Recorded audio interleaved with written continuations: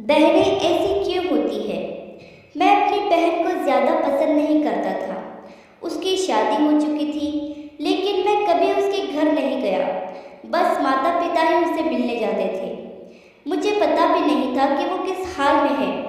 वह कभी कभी मायके आती तो जाते समय मेरी माँ उसे घर का कुछ सामान भी दे देती। यह बात मेरी पत्नी को बिल्कुल पसंद नहीं थी। जब भी मेरी माँ ऐसा करती, मेरी पत्नी आकर मुझसे शिकायत करने लगती कि तुम्हारी माँ तुम्हारी कमाई कैसे उड़ा रही है। जब भी तुम्हारी बहन आती है, उसे खाली हाथ जाने ही नहीं देती, कुछ ना कुछ जरूर देती है। तुम अपनी माँ को बता दो, यह सब नहीं चलेगा। पत्नी की बातें सुन सुनकर मुझे भी गुस्सा आ गया। मैं माँ के पास गया और कहा, माँ, ये सब क्या है? जब भी बहन घर आती है, तुम कभी साबुन, कभी चावल का थैला, तो कभी दालें उसे देती रहती हो। मेरी कमाई तुम ऐसे दूसरों में उड़ाओगी तो तुम्हें भी इस घर से निकाल दूंगा। बहन ने मेरी और माँ की बातें सुन ली। 1 घंटे बाद बहन मेरे कमरे में आई और कहने लगी, भाई, जरा रिक्शा ला दोगे? मुझे अपने घर जाना है। बहन की बात सुनकर मैं मन ही मन में बहुत खुश हुआ, लेकिन दिखावे के लिए बहन से कहने लगा, थोड़े दिन और रुक जाती। नहीं भैया, बच्चों के स्कूल की छुट्टियां खत्म हो गई हैं। अब मुझे घर जाना है। कल से इनकी स्कूल शुरू हो जाएगी। फिर वह चली गई। पिताजी के मरने के बाद जब घर का बंटवारा हुआ तो हम दोनों भाइयों ने आपस में ही बंटवारा कर लिया, लेकिन उसमें से भी बहन को कुछ नहीं दिया। वह फिर भी खामोश रही, हमसे कोई शिकायत नहीं की। लेकिन हमारी माँ बहुत रोई और कहने लगी, बहन को भी कुछ दे दो। लेकिन हमने माँ की एक ना सुनी और माँ को डरा धमका कर चुप कर दिया। अब बेचारी विधवा औरत, अगर हम उसे घर से निकालते तो वो कहाँ जाती, इसलिए चुप हो गई। भाई साहब ने अपना हिस्सा बेचकर शहर जाकर नया काम शुरू कर दिया और वहीं रहने लगे।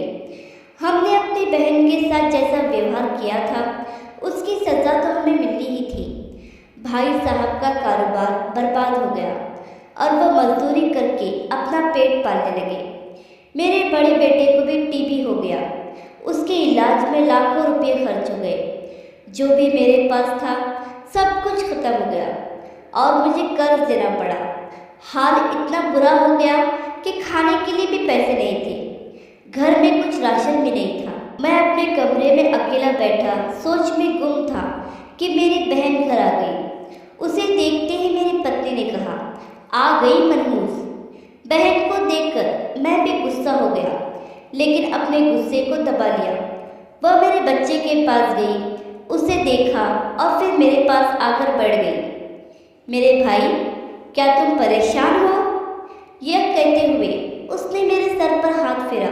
बड़ी बहन हूँ तुम्हारी, तुम मेरी गोद में खेले हो। अब देखो, अपनी बहन से भी बड़े हो गए हो कि अपनी बहन को कुछ नहीं बताते, अपना दुख भी नहीं बांटते। यह कहते हुए उसने अपने सोने के कंगन निकाले और मेरे हाथ में रख दिए। मेरे भाई, परेशान ना हो, यह कंगन बेच दो, अपने घर का राशन भर दो, अपने बच्चे का इलाज भी करा दो और पैसों की ज़रूरत हो तो बेझिझक कह देना अपनी बहन से, मैं तुझे इस हाल में नहीं देख सकती। और हाँ, जाकर नाई से अपनी दाढ़ी भी बना लेना, देख कितनी बढ़ गई है। मैं आश्चर्यचकित होकर बहन को देखे जा रहा था और वह कहने लगी, भाई, इस कंगन के बारे में किसी से ना कहना, तुझे मेरी कसम है। मेरे माथे को चूमा और कहने लगी, चल अब चलती हूँ, तेरे जीजाजी और बच्चे आते ही होंगे, फिर आऊँगी। मैं पहली बार उसे घर के बाहर तक छोड़ने आया। देखा तो पैरों की चप्पल भी टूटी हुई थी।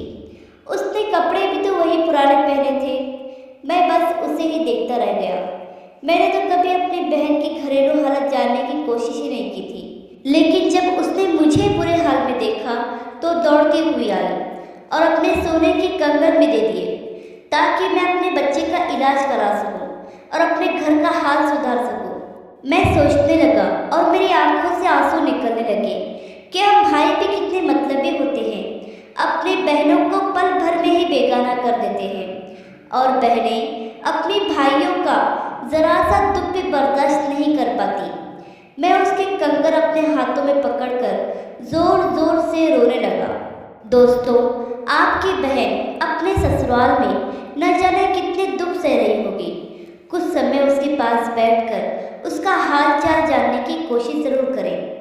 मालिक सभी बहनों की झोली खुशियों से भर दे। आशा करती हूँ ये वीडियो आपको पसंद आया होगा। इस वीडियो पर आपकी क्या राय है हमें कमेंट करके ज़रूर बताइए। वीडियो पसंद आया हो तो लाइक और शेयर करना बिल्कुल भी ना भूलिए। चैनल पर नए हो तो चैनल को सब्सक्राइब जरूर कीजिए।